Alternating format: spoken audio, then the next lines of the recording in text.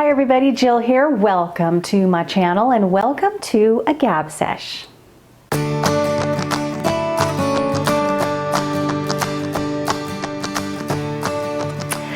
All right, so again, I have ideas, some ideas, very vague ideas of what we're going to talk about today in this Gab Sesh. But it's going to be definitely it's kind of scary when I rely on what my brain throws at me at that very moment. So it will have no rhyme or reason as per usual. But welcome. I'm honored that you decided to kind of stop on by and hang out with me for a little bit. And please don't hesitate to comment down below. I tune in on Sunday with you guys, and I may not be there exactly the same time you are, obviously, but I do read the comments, and I feel like that's when we are kind of together, is on Sunday when you're watching this. So the only way I'll know you're out there is if you comment and say a little hello down below. And anyway, so welcome. All right, so the first thing is that I'm doing this really for myself. I'm running out of ideas and running out of shows, be it movies or series, of what to watch on TV. I know it's quite the dilemma, isn't it? I do love kind of touching bases with you guys on what we're streaming because it's fun, and I do love to read that down there, and I have found lots of things from you guys. So I'm kind of at that, where I've seen, I think, all the good stuff, and now I'm waiting and waiting for something to come out. And I've watched, but sometimes there's little obscure things that we don't often find unless somebody throws it out at us to, hey, you should check this out. Anyway, I do want to, tell you a show that I recently started watching that I absolutely love. It is such a kooky, fun, light, very silly sitcom comedy series, and this is the second season. There aren't very many episodes, so I got hooked just right away in the first season, and now the second season is on Hulu, and you watch it as it's released, from I'm not sure the network it's on. Is it ABC, or I'm not sure what the network is, but when they air it on the network on TV, you'll see it on Hulu the next day if you have Hulu. What we do in our family, I shouldn't probably say this because I know we're not the only ones, is like one person will subscribe to Netflix, another person will subscribe to Hulu, and somebody else will subscribe to a little side channel like Stars or something in Prime. And then we will log on to their accounts as we need to and watch the different, rather than one person subscribe to all of that. Such nonsense. I feel like it is getting really ridiculous, I think. And have you heard that Disney is going to have their own TV streaming service? And so a lot of what you've seen on Netflix, they've pulled, and eventually they're going to pull a lot away from Netflix because their contract is up with them, and you will see those on Disney. And then you'll also see some of your favorite shows on Netflix being pulled and being shown on some other, network or whatever. So a lot is happening, I guess, within that streaming world. Anyway, my daughter, all three, but especially my two daughters, are Disney fanatics. They go to Disneyland way more than once a year. They absolutely love it.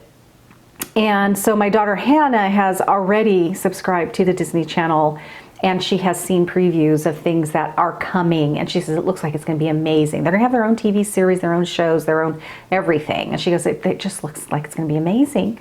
So she's already ready to go on there. Okay, so this little series that you may have found as well, I think it is so cute. These two actors just have great chemistry together. They are hysterical. And the show is called Bless This Mess. It is on Hulu, and to think about that. So it's on Hulu, but what's really irritating is that they pulled this first year, the first season 1, they've pulled it. So now you can only watch season 2. you know, and I think they're on like episode 4 right now. And they don't do very many episodes. But I'm really upset about that. I don't know why they did that, because now you can't access season 1. And I have been talking about it and I've been wanting my kids to see it, but I want them to see it from the beginning, because it really is one of those shows that you need to see from the beginning and how it all started and all of that. So unfortunately, you don't get to see season 1 on Hulu. I'm wondering though if you can go to ABC, if whatever, I'll put it here, I'll put it somewhere on here where the network that it airs on. Maybe you can go there and watch season 1. I bet you have to be subscribed to cable or something. And we don't have cable. We don't do that. So anyway, it would behoove you to watch season 1, because actually season 1 I've really enjoyed so much better than season 2, although I am enjoying season 2 as well. Anyway, it is this cute little sitcom, you guys, and you know that I want to say they're sort of a newly married couple, not like newlyweds, maybe I'm wrong. They have no children or anything, and I believe they were in New York, and professionals. She's a psychologist or psychiatrist or counselor, something within the workings of the mind, and had a practice there and everything. Anyway, he or she inherited this farm in the Midwest and decide they're going to drop everything and do this, and they're going to become farmers and just, you know, get connected with the little community, and they have this little fantasy of how it's all going to happen, and it does not come out like that fantasy anywhere near, and it is so funny. Really funny. I laughed out loud a lot. Again, I feel like season 1 I've enjoyed a little bit better, but I look forward to it every week when a new episode comes out on Hulu. So I highly recommend trying to figure out if you can see season 1, but that is such a cute show. I really enjoy it a lot. They're great. They are so good. The entire cast, you guys, is great, is really good. Yeah, it's really good. So that's a lot of fun. Also, I wanted to talk about like obscure movies, like movies that you may or may not have heard, but they're just sort of those cult classics that if you have not seen it, I'm here to tell you, you need to see them because they are so good. And I'm talking about kind of lighthearted comedies. Now, I mean, the cool thing really about streaming nowadays is these obscure movies kind of take a life of their own because people are looking and searching, and they're more likely to watch them now. But back before all of that, they really did kind of hide in the background, and you know, a small following loved it. But so one of the movies, you guys, that I think you should watch if you haven't already, and maybe you have, like I said, because with streaming, people are more likely to find them. This is like in the 80s. This movie, I believe, was in the late 80s. It's with Tom Hanks, really, before he kind of really blossomed or whatever. But to be honest, my favorite Tom Hanks movies are when he was really so great with the comedy and the comedic timing, and I really miss him doing comedies. And then he started spreading his wings and getting into the drama and the more serious movies, and you know, he's great in those too. But I really loved his comedies. You know, The Money Pit, that's another one I should probably tell you. The Money Pit is a great example of how funny he is. I love that movie. Check it out if you haven't seen that. But the one that I really want you to see is called The Burbs, and it's with Tom Hanks and actually also, what's her name? Carrie Fisher. So good, you guys. But there's a little backstory of why that movie is very, very endearing to me and kind of my family in general. It takes place in a cul-de-sac. The whole thing is these guys, this family, whatever, these people, they live in a cul-de-sac, you know, the burbs, in a cul-de-sac, and they're all, you know, friends and all of this, and especially the guys, they're like little kids, you know, can you come out and play kind of thing. Well, that was real life for my dad. My dad and mom, when they were first having children. So I was born, but I was born at the very tail end of their time in this court that they lived in. And so then because I was born, we ended up moving to a larger house and they moved out of it. But it's called Ives Court. They lived in this real place called Ives Court in Fremont, California. And their antics made them famous. Literally, nowadays they haven't, I'm sure nobody's heard of them. But back in the day, Ives Court, everybody knew about Ives Court because of the shenanigans that these guys, grown men, just all in the same boat, all starting their families, very 60s. This was in the 60s, you know. So we grew up with these stories of the things that they used to do. My dad and the next door neighbor, his name was Herman.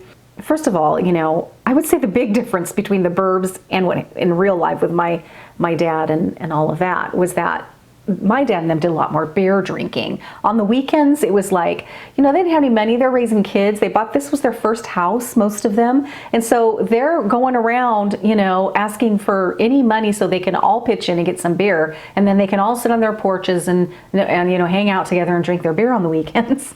Anyway, so just to give you an example of something they did in real life is one night, him and Herman, you know, they're sitting out there and all the wives are probably, you know, I mean, I hate to be stereotypical, but this was the 60s. So I'm sure my mom was in with her 2 kids washing up the dishes and doing what she needed to do. And so dad was outside hanging out with Herman on his porch, drinking beer. And they decide that they're going to play a prank on everybody in the neighborhood. So they waited for when, you know, all the lights went out and everybody seemed to be pretty much in bed. And they decided that they are going to switch the cars around in their garages. So this was before your remote control garages, you know, and unless they were locked on the inside, you can lift them up. And they did. They took cars and pushed them out. And then they took another car out, pushed it, and they switched the cars around. So when in the morning, when it was time for everybody to go to work, if you think about it, this would be hysterical. They went to go and get in their cars, and it wasn't their car. So all mayhem took, you know, they did this, I'm sure, on a Sunday night. People had to go places and get ready to go on Monday. There was a lot of love-hate, I'm sure, there in that neighborhood with just those select few guys that would get together and cause mayhem. That's kind of what The Burbs is about, really, except for there is a plot to it, and it's so much fun. These guys are just a bunch of grown-up kids, you know, and it's so fun. If you have not seen The Burbs, you need to see it if you're in the mood for something light and funny. It was fun to watch, you know, in October, but see it anyway. It is really great. So much fun to watch that one. Okay, I'm trying to remember if I have forgotten. So those are kind of the ones I wanted to bring up comedy-wise. You know, I used to work in a video store in 1987, 1988, and that is the era of, I can tell you exactly what the boxes look like and everything. Yeah, that was before CD, that was VHS. Those were the days of when the video stores first started. The video store I worked in was privately owned. You know, Blockbuster wasn't around quite yet. And it was the heyday. It was so fun. I want to say that was the funnest job I've ever had. It was a blast. Had so much fun. Anyway, that was before I was married and everything. It was fun. Let me know what you're watching, because I would love to know. I feel like I have watched many of the good shows that are obviously good. So if it's like really new or it's obvious that, you know, I've probably seen it, I'm looking for those ones in the back door. You know, the ones that we don't think are going to be good and they're really great. You know, sometimes that happens. And it's like, wow, how did I miss this? Those are the ones that I'm looking for. I've got to have a drink of water. My throat is getting scratchy. Me and my daughter, back in the day when Real Housewives of whatever was super popular, remember? I don't even know if they do that anymore. I haven't watched it in years. But we used to, like if we were out to dinner or something, because the Real Housewives had a way of drinking out of straws or cups. So annoying. They would not want to mess up their lipstick. So they would go in, you know, like, it's so gross. Anyway, so like if we're doing, you know, if we're doing a straw, we'll just like, you know, just, they would do anything just to not mess up their lipstick. So they would just, you know, like go. Anyway, along those lines, I've had people say, do you do Botox? Obviously, I don't. I think it's pretty obvious. You know, you never say never, but I cannot foresee myself ever doing fillers or Botox or anything like that. I could use it, don't get me wrong, but I just, I just don't see myself ever doing it. So that was answered quickly. Also, what was the other thing? Now, last week I was telling you guys that I would talk to you a little bit about why when you get older, your pores tend to kind of be a little more noticeable. And for some of you, maybe a lot more noticeable. And maybe you've never had, you've always had smaller pores, or they've just not ever been an issue. And you're noticing them more and more now as you age, especially maybe when you put your makeup on, you're really, you know, seeing them more and stuff will settle a little bit in there. And so if you use, like, say, a 5x mirror, then you really see what's going on.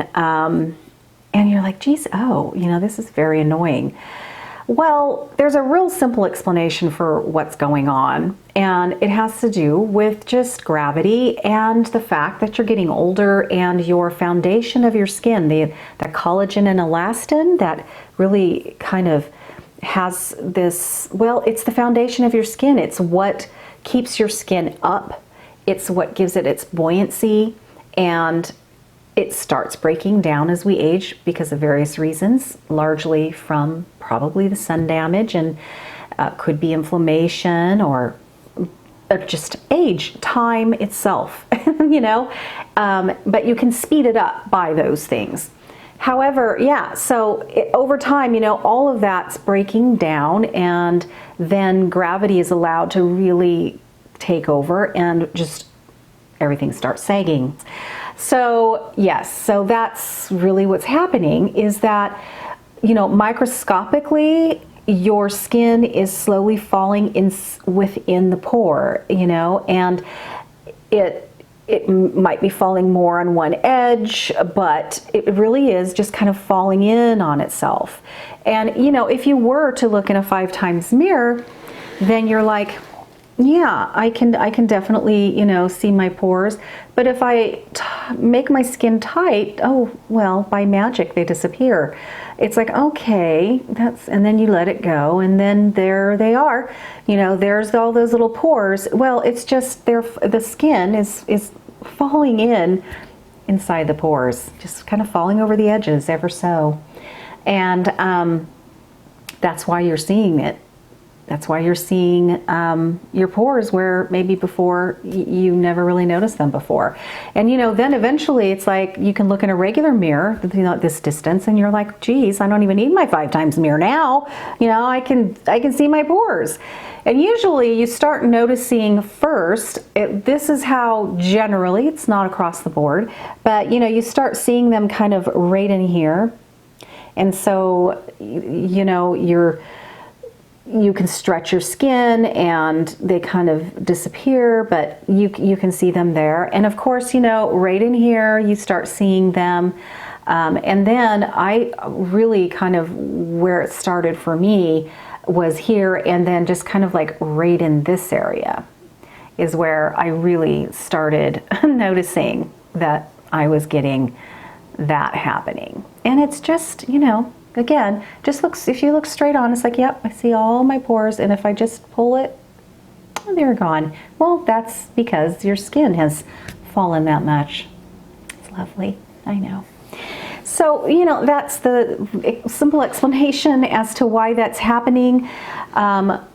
what you can do to help is to properly exfoliate. And the reason why I say this is because if you can imagine, and proper exfoliation, safe exfoliation, monitored exfoliation, meaning you really know your red flags, you know when you're overdoing it, because most of the time that's the talk I end up having with my clients would be, you're over exfoliating rather than, oh, you need to exfoliate more. But exfoliation is important because if you can imagine, let's talk about a wrinkle. You know, you've got a wrinkle here in your skin, and it's got its little, you know, groove there. It's canyon, if you will, microscopically. So, you know, you get dead skin cells. So say here's the canyon right in here, right? And you have your little wrinkle. Well, dead skin is going to build up over time, and if it's building up over time, the edges are going to get bigger and bigger, and the dead skin, and then the edges is going to get bigger, and pretty soon microscopically, where it was maybe like this, now you got dead skin, and it's like this, and guess what? It is going to really make your wrinkle look a little bit more prominent. So proper exfoliation will get that out of the way, and voila, you know, that alone really can help. Same with your pores. You have dead skin and they're building up around the pore, and if you can exfoliate that away, that definitely helps. And plus, you know, you don't want clogged pores and all of that to happen. So light, safe, monitored exfoliation is going to really help your aging skin, but don't overdo it. I will talk about that in another video because, and I have talked in great length. I have a part 1 and 2 about exfoliation that I really try to get in the down and dirty about exfoliation, and I talk about the layers of the skin and all.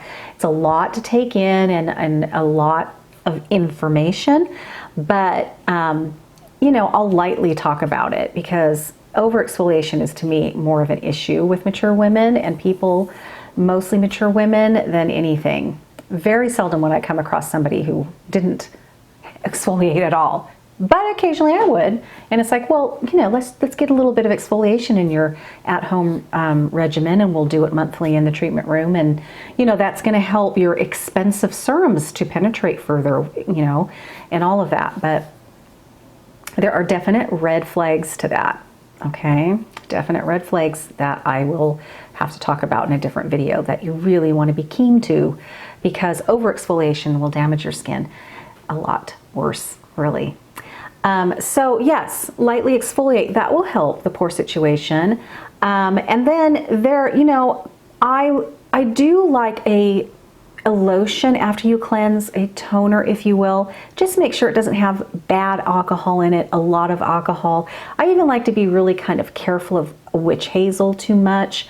But a really nicely designed toner slash lotion is really a wonderful second cleanse. And you know, that is also a little bit exfoliating as well. And depending on what the ingredient deck is in your lotion, can also assist with the light exfoliation. But I like them too because they do make the skin taut, and they're a wonderful kind of daily thing that you can do to prep the skin and also assist your product to do what it's meant to do as well. The other thing that I, again, need to talk about separately, but I'm just going to tell you quickly that a vitamin A can definitely help with the pore size. A good vitamin A, something that is not prescription strength. I have a very strong opinion about that. I don't believe that the skin needs that type of vitamin A ever. If your skin gets irritated with your vitamin A, stop it immediately. You need to find something else. Your skin should never peel. I know. But again, this is my strong belief. I don't believe in doing anything to the skin that's going to really compromise the integrity of it. And when you have inflammation to where you have pinkness all the time, and that you're seeing peeling, or your skin is stinging, or you've got your skin so sensitized, or you're being told not to put a lot of stuff on your skin to irritate it, that is compromising the skin. And I just don't practice that type of skincare on myself or on my clients. So, but a nice vitamin A, you know, introduced into a really nice ingredient deck that's going to buffer it. Because if it's a really nice ingredient deck, it will buffer and it will never do any of that to your skin. And it's something that you can safely use every day. Vitamin A, to get the benefits, you really have to use it every day. So if you're using something that you can't use every day because it's inflaming your skin, it's irritating your skin, and your skin is telling you it is, it's sending all of these signals to you. So you're like, well, I gotta back off. I can't use it until that goes away. And then you use it again, and then it starts in again. You know, it's just not the way to go about it, in my very strong, humble opinion. You know, you need to use something that you're not getting any of that happening, and you can use it every single night. I definitely recommend using a vitamin A product, serum or whatever, at night.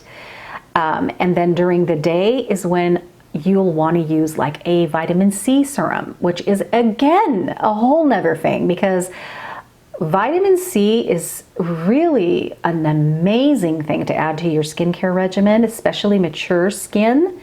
It's fantastic, but vitamin C is very unstable. So if you are not using a good one, then you are running the risk of it could be oxidized and not even active anymore because it isn't designed properly. Or it has done that and your skin will sting when it's put on. That means it's not good. If you put a vitamin C on your skin and it stings, it's not good. It means that it has oxidized, it has it has gotten, the pH is all messed up, and you're putting it on your skin, causing a free radical response, which is not what you want to do. And then you could get blackheads and you could get all of this happening because your vitamin C went bad. So you need a good one. You need one that ingredient deck is smart. Those chemists knew what they were doing when they encapsulated their vitamin C product and their end product. So definitely shop around for a really good one. Yes, for really good serums, you are going to pay for them. Okay, so a really inexpensive drugstore product is, you may be saving money, but are you getting those active ingredients, and is your skin utilizing it the way it should? So I just think you need to do your research and really try to find a really good one. And you know how you can jump through those hoops and get it done? Find yourself a really good esthetician. Find yourself an esthetician that works with really good products, that understands the actives and how they work in the skin, and therefore has chosen to work with excellent professional products. So, that way, if you're doling out the money, you're getting good quality. And I'm not going to talk about, you guys know I work with Rhonda Allison, and I have for years, and I've used it personally and professionally, but I don't want to turn anything into what you guys feel is me trying to make something an infomercial. That is never my intention, and I just absolutely don't want to go there. So, right now and for a long time, I haven't been online and selling my products because of the move and all of that. And I haven't decided if I want to continue doing that, honestly, because I don't want that to ever be a thing on my channel. And now that I'm retired and I no longer have a business where I have all of these products on my shelf and I sell to clients and I'm moving my product, I don't know if that will behoove me anymore to continue to do that. But anyway, I just 100% am a huge Rhonda Allison fan. They are excellent professional products. You need to make sure that if you do order them online, and I never give links because honestly, there are, it's a whole different conversation. Anyway, I really love the Synergy A in the Rhonda Allison. That is an amazing vitamin A product that is made for sensitive skin. It's the only one I've ever been able to use consistently. I love the vitamin C stem cell, amazing. I like doing that in the morning, and I like doing Synergy A at night. And you know, in the morning, I love adding the peptide 38. You can cocktail those serums and really hone them into what your skin's going through at the moment. But there are a lot of good lines, you guys. There are a lot of good lines. I'm just very familiar with Rhonda Allison because I've worked with them for many, many years, you know, and I'm very versed on that. But there are many good professional lines. I am not familiar, quite honestly. I have been working with professional, whether even before Rhonda Allison, I've worked always with professional skincare lines. So if, you know, I am not familiar, honestly, I could not recommend anything in the, you know, in a drugstore line, anything like that, because I have not worked with them for years and years and years. I don't know. I couldn't even begin to recommend one because I just don't know. So anyway, but those can definitely help with pore size. So yeah, you can incorporate those into your skincare, and those definitely will. Now, a little fallacy, and I believe I've had a video on this before. A fallacy about pores is that they have doors and they open and close. No, they do not. They do not have doors. They don't open. You can't shut the pores. You can't open the pores. But they do constrict. They do dilate. You know, they do constrict and open in that sense. But they're not like open and closed. You know, it's like I'm going to open my pores by, you know. But anyway, I want to say that.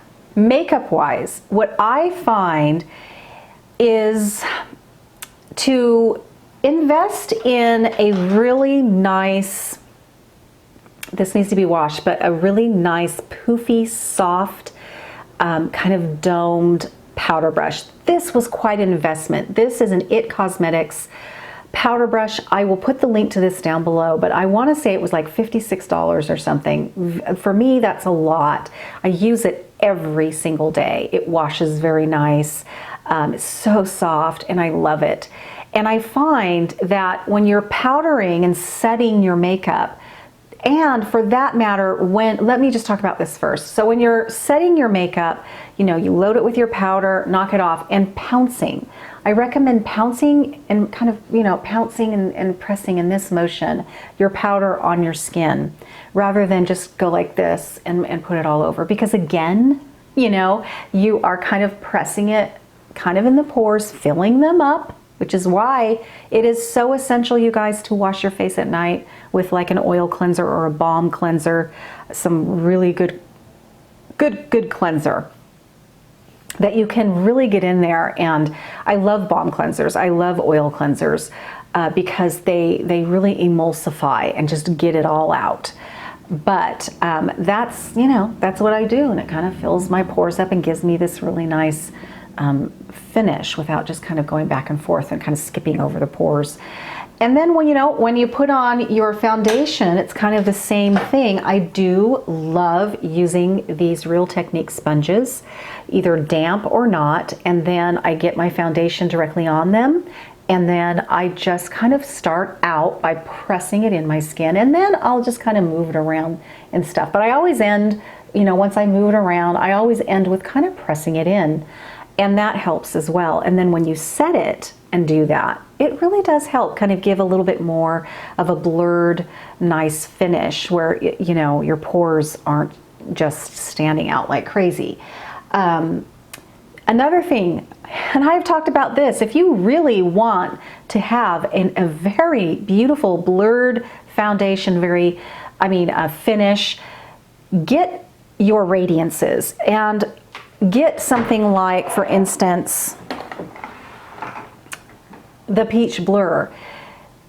This stuff really works. The radiances, I love the peach blur. Lately, I have been using this a lot because it really is such a fine, milled thing. Now, this is not a setting powder. These are considered finishing powders.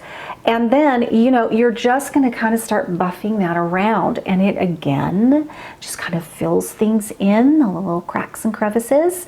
And you will be left with a very pretty, blurred complexion. It really works. It's kind of a little, and nothing is a secret. I don't keep anything from you guys, but I mean, if I could, in words, you know, it's just like my little secret to looking like, you know, and then outside in the sun, oh my gosh, you're gonna have this beautiful glow when the sun hits you. Really pretty. And I have people saying, Jill, gosh, your skin looks so pretty, you know, out in the sun. My gosh, it looks like it was, well, it's because of things like this. I'm telling you. And I take really good care of my skin, but this helps more than you know. So I just wanted to, I told you guys I would kind of talk about that a little bit. I hope that you enjoyed that and that you found it helpful and interesting. I could talk about skin till the time stops because it is so very interesting to me. I'm learning all the time, all the time. All right, guys, I'm gonna have to wrap this up. This is a really long Gab Sesh. We'll see what I can do in editing. If it really jumps around and makes no sense, it's because I had to cut huge, gigantic things out of it to make it into a reasonable time. Okay, guys, have a great week ahead. And I hope you have a lovely rest of your Sunday. And if it's in the evening, sleep well. We'll see you soon. Stay young at heart. Bye-bye.